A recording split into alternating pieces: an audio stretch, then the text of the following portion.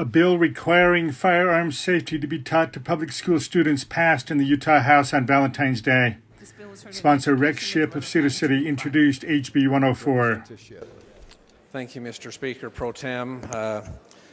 House Bill 104, Firearm Safety in Schools, I feel it's a very important bill. So this requires to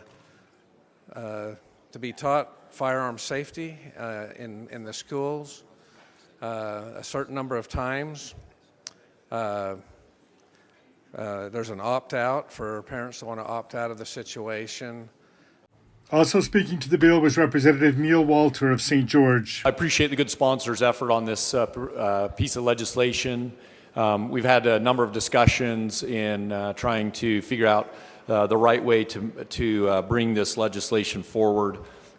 We've come to an agreement, and we're excited about this fourth sub. One of the things that we learned through the process is that the state school board already has some standards in place for the kind of training that the sponsor is proposing, but in a lot of ways that those standards have not been met. And so what the fourth sub does is really takes those existing standards and makes sure that they are clear and that the requirement to meet those standards will now be part of the statute.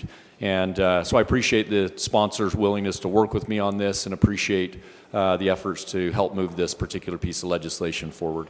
I want to make sure that the body is aware that that is already part of state standard, and we're essentially codifying that in this bill. There was an 8-year-old and a 5-year-old that were killed right here close to home with an accidental shooting.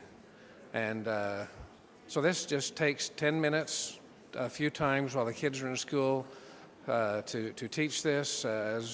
As the good representative from St. George said, that's already been in the standards for schools, but it's been optional and nobody's been teaching it. So this just says it shall be taught at least 3 times during the grade through 6th grade, kindergarten through 6th grade, once in high school and once in middle school as well. That's my presentation.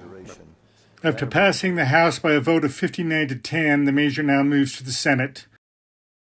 This is Jeff Richards reporting for St. George News, your #1 source for local news.